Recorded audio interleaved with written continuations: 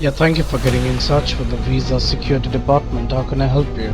Yeah, Mr. Clark, you will go to the post office. No, if the police have it, I can give you their number.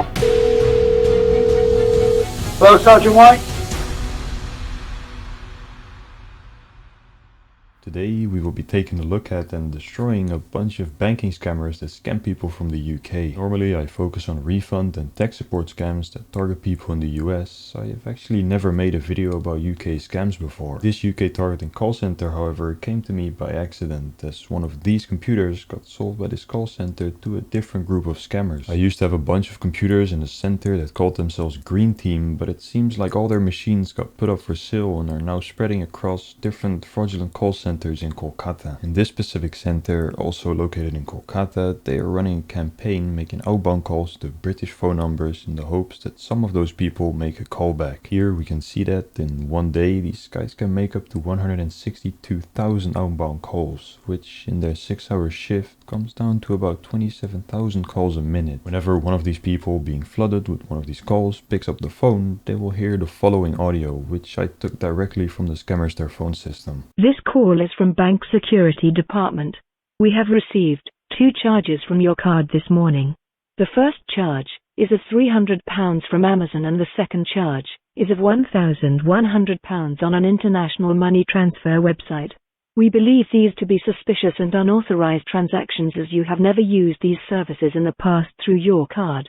To allow these transactions, press 1. To cancel or speak to our support team, press 2. Thank you. If you press 2, you will get connected to a so-called support team agent, which is just an unqualified Indian call center agent that is only good at convincing you of a bunch of lies. For the first time in my videos, we are going to listen to the start of a call with audio from 2 sides. £761 and 41 pence, which was going to some COVID relief fund in China. Do you know anything about this charge? No.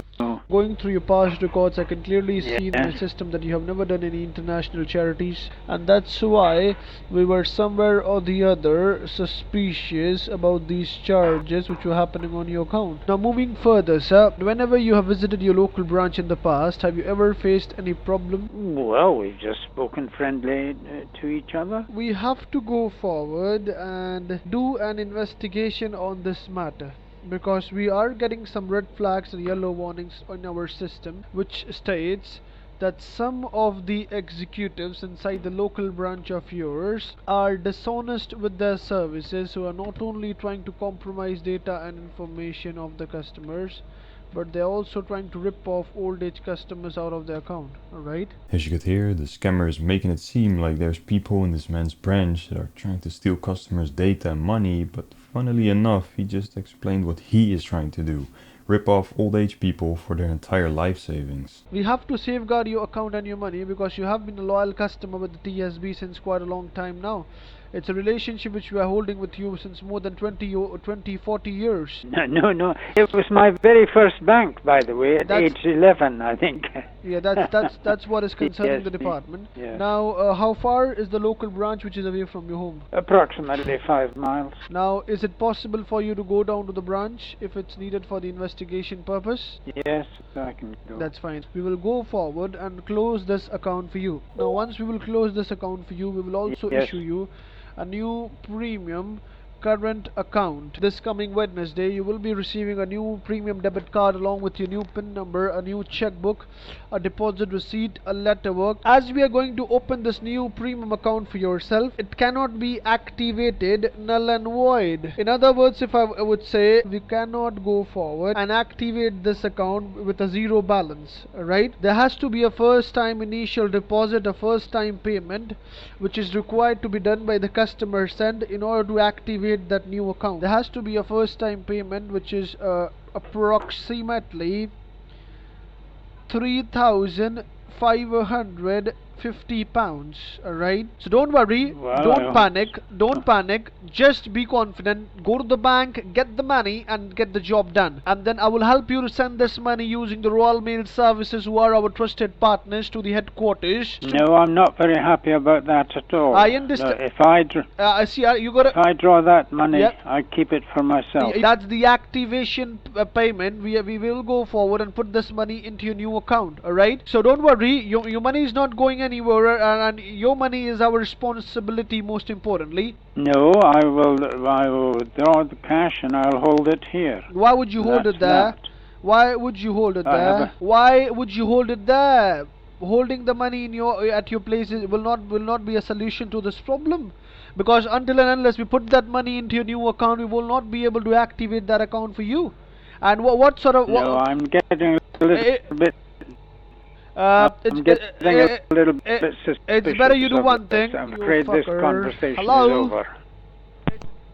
Luckily, this victim was smart enough to recognize that this type of call is a scam. Your bank will never call you asking for any money, personal information, passwords, or anything. Unfortunately, not everyone is as rational as our previous victim. The following clip is going to be that of a man and his wife from Medringham that are somewhere around the age of 70 or 80 years old, Mr. and Mrs. Clark. I've completed the transaction to the best of my ability, but on your instructions as far as I'm concerned. That's fine. Now could you please confirm me the name of the lady teller who gave you the money, or the gentleman? Now I want you to go forward and confirm me the wrapping. Did you wrap all the edges and the corners properly with sticky tape or sellotape? Yeah, I've sealed it to the best of my knowledge, and I shall put some heavy tape on it, the same as I did the last one, and you got that all right, didn't you? That's fine. We did got that all right. That's fine. Right, I'll put the phone on to the wife then. Thank you. Hello.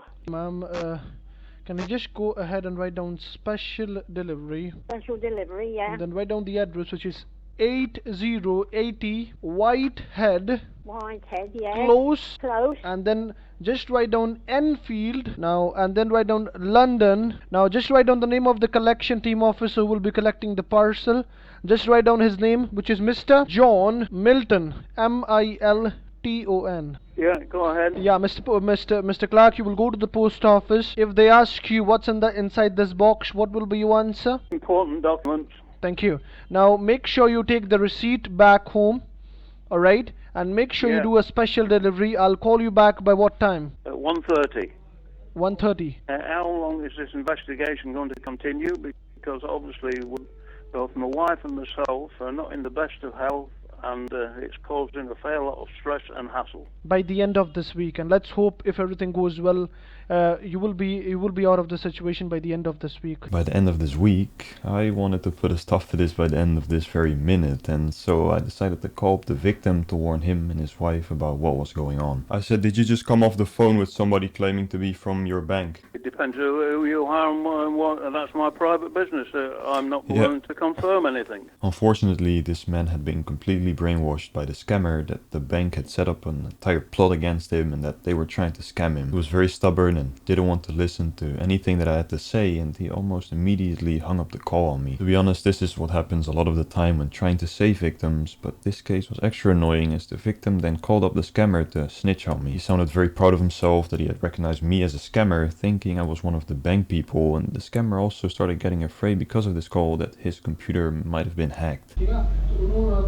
Post office, when he called it from the just call a customer. Then I got a call from somebody stating that I got information from your bank that you send me money with help on the post, which is not reliable, and please don't send this money.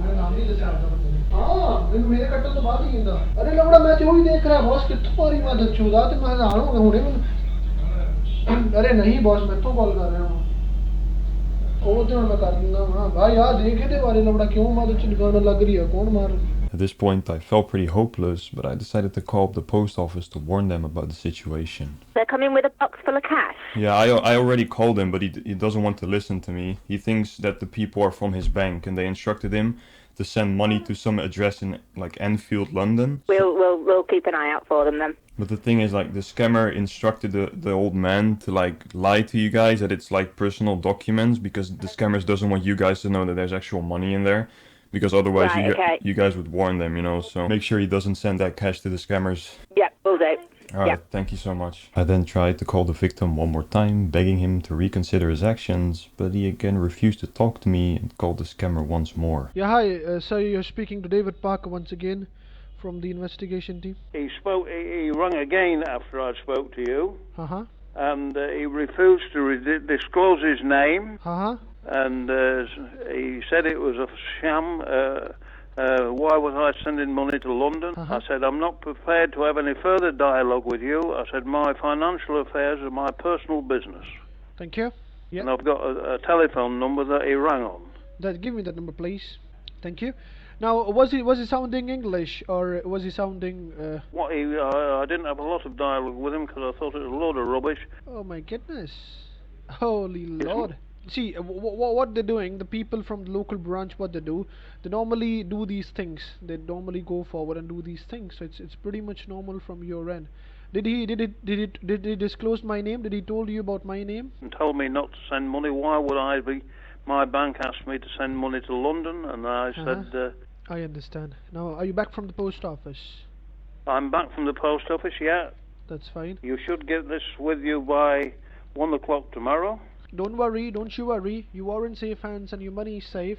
We are very thankful to you that yes, you used your common sense and your way of going forward, and you did handle that situation pretty nicely. I would appreciate that. All right. I know what you're thinking. Didn't you just call the post office? Why did they let the package through? Well, that is exactly what I thought. This situation was just getting worse and worse, and I decided to call the post office once again to ask them how this could have possibly happened. This is James again. I was just talking to you about the fraudulent parcel, and it seems like the victim has successfully posted the parcel with you guys, or? Not that I'm aware. Well, he just confirmed to the scammer that he has posted the package successfully, and he gave him the reference number and weight and everything, so... I've got, if it had a reference, we've not... It should be NY... Oh, yeah. Yeah, sorry, I was on my break then. Yeah, no worries. But yeah, in that package there's a bunch of cash in there, so I don't know if you... Can you cancel that somehow? He told me. I did question that. He told me that inside there were papers. And I said, what, in a box? Yeah. No, ma'am, the scammers instructed him to lie to you because they don't want you to know it's cash. It's a scam. Oh, right, well that's good then, isn't it? Yeah, but we can't stop that now because it's gone. Mr. Clark.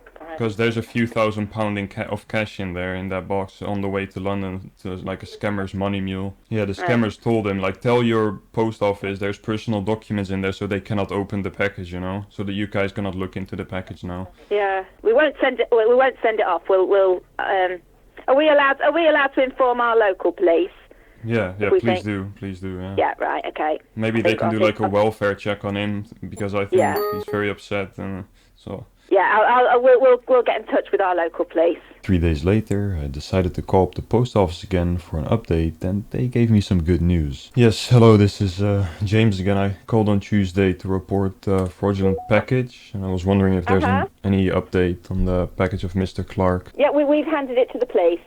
Okay, so it didn't get shipped? No, the police have it. That's good and news. they told me if you want their number, I can give you their number. Oh yeah, please, that would be very... Okay, 0797. I then decided to contact the police on that number to try and stop this money mule in London from receiving more cash in the future, which would heavily undermine these scammers' their operation. Hello, Sergeant White? Yes, hello. I got this phone number from the Medringham post office regarding a fraudulent package that you guys intercepted. Oh yeah, what can I do for you? Yeah, I was just wondering, like, what happened to that package? Did you guys retrieve it to Mr. Clark, or? It's a police matter. I can't tell you where. It has been recovered, but I can't say where it is, I'm afraid. Okay, no, that's fine as long as the scammers don't have the money. I was wondering, is there going to be any repercussions for the money mule, for the address in London? Because that guy is also part of the scamming group. Yes, there will be, yes. Alright, that's fine. Yeah, that's good news at least. Yeah. Because that address in Enfield, London, they use it multiple times. It's a money mule address. Yeah. And that's like a massive step in the right direction, because that's like a big part of their operation is that money mule taking a lot of money in packages, you know. So it's sadly it's not a rare event. It's such a common thing nowadays with these scams. Well, hopefully it should stop very shortly. Yeah, okay, that's lovely that you guys are taking action. Take care. All the best. Alright, have a nice day. Bye bye. Now it is time to have a little bit of fun with these scammers. Let's destroy some machines with malware. A very funny thing is happening. Fun. What? I don't know. পড়া কম্পিউটারে এইদিকে এরকম হচ্ছে দেখো এরকম হচ্ছে আর এরকম সাদা হয়ে যাচ্ছে আর এটা কি হচ্ছে এরকম হয়ে যাচ্ছে কম্পিউটারে দাগ দাগ হয়ে যাচ্ছে এই দেখো এরকম অনেক কিছু পপ আপ আসছে আরে কিছু মানে অ্যাক্সেস নিচ্ছে বা কিছু হচ্ছে নিচে অফ করে দে নিচে অফ করে ওইটা হচ্ছে কেন এই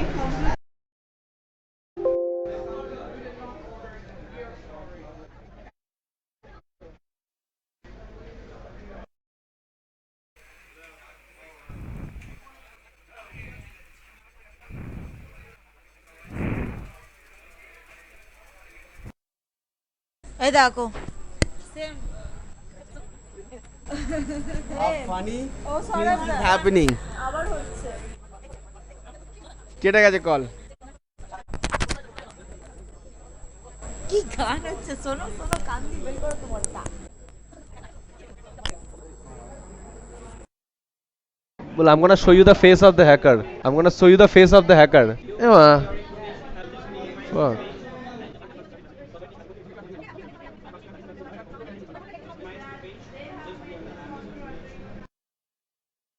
So 5 more computers got destroyed without giving off any reaction. Thank you guys for watching. Don't forget to like and subscribe. If you want to help the channel, my Patreon and PayPal links are in the description. Have a nice day, stay safe, stay cautious. Bye bye.